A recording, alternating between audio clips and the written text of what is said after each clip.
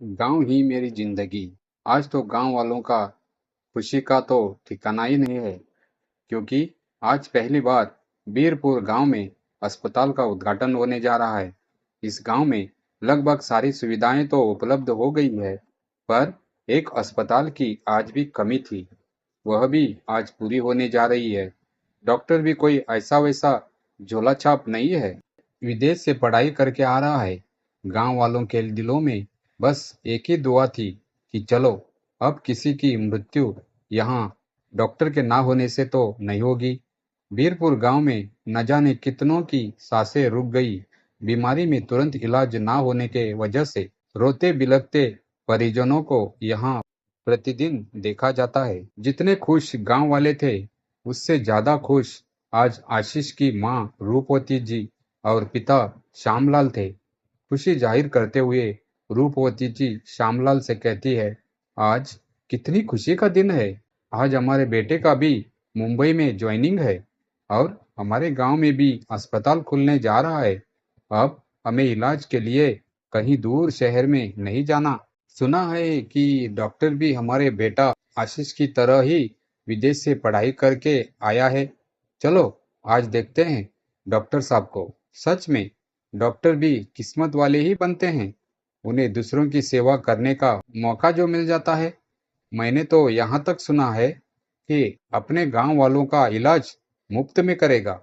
मेरी तो बड़ी इच्छा हो रही है उसे देखने की। बाहर सब बोल रहे हैं कि दिन ढलते ही आ जाएगा। आज पूरे गांव को सजता देखकर बड़ा अच्छा लग रहा है। रूपवती की बातें सुनते सुनते श्यामलाल को अपने पिता की याद आती है। सोचते हैं, काश गांव में अस्पताल का निर्माण बहुत पहले हो गया होता तो पिताजी आज हमारे साथ होते। सोचते सोचते उनकी आंखें डबडबा गई। पत्नी रूपवती से कहते हैं कि चाहे कितना भी दुख सहे हमने, अपने पेट काटे पर बेटे को डॉक्टर बनाकर बड़ा ही नेक काम किया है। आज वो भी दूसरों की जान बचाएगा। हजारों दुआएं मिलेगी उसे। बस आज के दिन हम उसके साथ नहीं है, इसीलिए मन कचोट रहा है मेरा। कितना अच्छा लगेगा वो डॉक्टर का पोशाक पहनकर लोगों का इलाज करेगा। आज के दिन हम भी उसके साथ होते, पर सब इतनी जल्दी हुआ कि हमें जाने का मौका नहीं मिल पाया, वो भी जहाज से। हम अनपढ़ लोग अकेले कैसे जाएंगे। बोलते बोलते श्यामलाल जी को हंसी आ गई।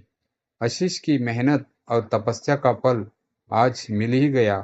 अपने हाथ में ज्वाइनिंग लेटर को लिए आशीष सोचता है कि अब बीरपुर गांव में अस्पताल ना होने की वजह से किसी की मृत्यु नहीं होगी।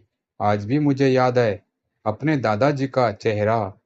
पापा किस कदर लाचार से इलाज ना होने की वजह से वो चिल्लाए, चीखे और चुप हो गए, क्योंकि जब गांव में कोई डॉक्टर ही उपलब्ध नहीं था तो इलाज कौन करता।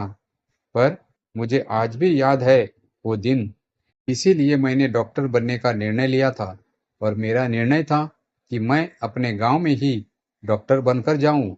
सालों बाद मेरे कदम मेरे गांव में पड़ेंगे।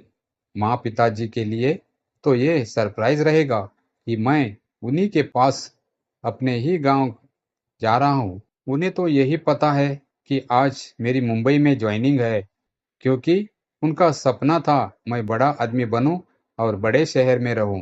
खैर, ये बातें तो बात की है। डॉक्टर के स्वागत की तैयारी अब पूरी हो चुकी थी। हर जगह फूलों का गुच्छा दिख रहा था। कहीं पूरियां तो कहीं मिठाइयां बन रही थी। पूरे गांव को न्योता मिला था भोजन करने के लिए। अस्पताल को और डॉक्टर को देखने के लिए लोगों का तांता लग चुका था। ढोल नगाड़े के साथ आशीष की गाड़ी आ रही थी। पूरा गांव पीछे पीछे चल रहा था। आशीष बहुत छोटा था, तभी वो गांव से दूर पढ़ने के लिए चला गया था। इसीलिए गांव में आशीष को कोई नहीं पहचान पाता है। आशीष गांव आते ही सबसे पहले अपने घर जाता है।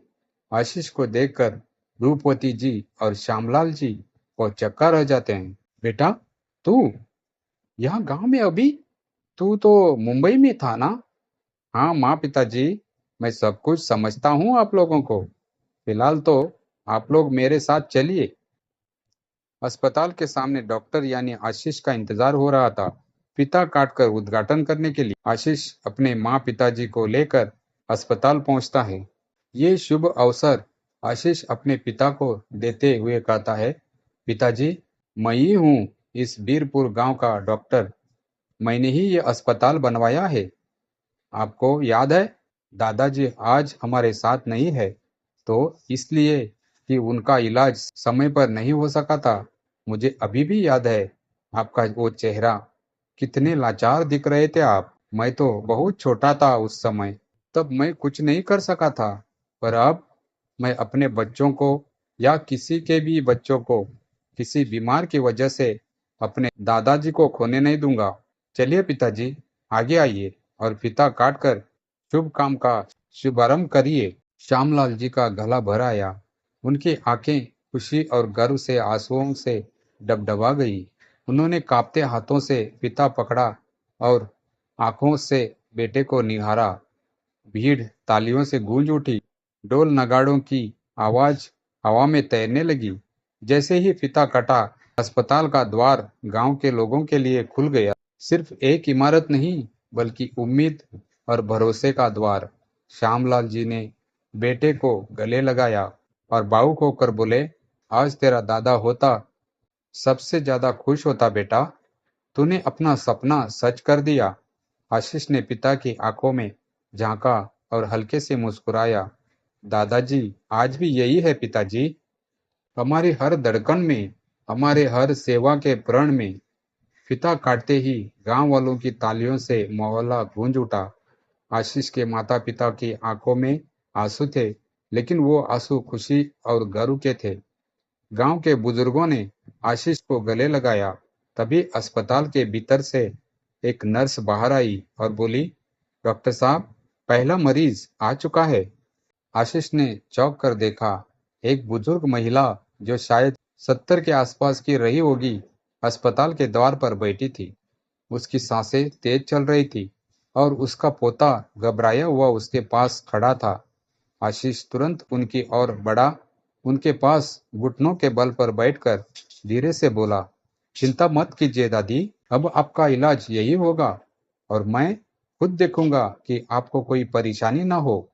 गांव वालों ने यह दृश्य देखा और एक नई आशा से भर गए। किसी ने आगे बढ़कर कहा, अब हमें शहर नहीं भागना पड़ेगा, अब हमारा डॉक्टर हमारे गांव में है। आशीष बुजुर्ग महिला को सहारा देकर अस्पताल के भीतर ले गया। अस्पताल का पहला दिन था और पहली बार किसी मरीज को उस जगह पर इलाज मिलने जा रहा था जो कभी सिर्फ एक सपना था।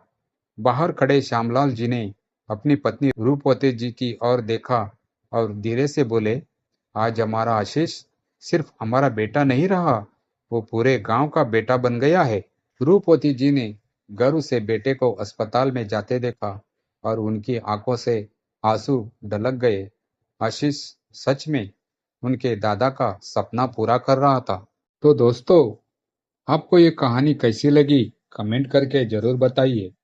कहानी अच्छी लगी हो तो प्लीज वीडियो को लाइक करें, शेयर करें और हमारे चैनल कहानी कुंज वॉइस को सब्सक्राइब जरूर करें। Thank you.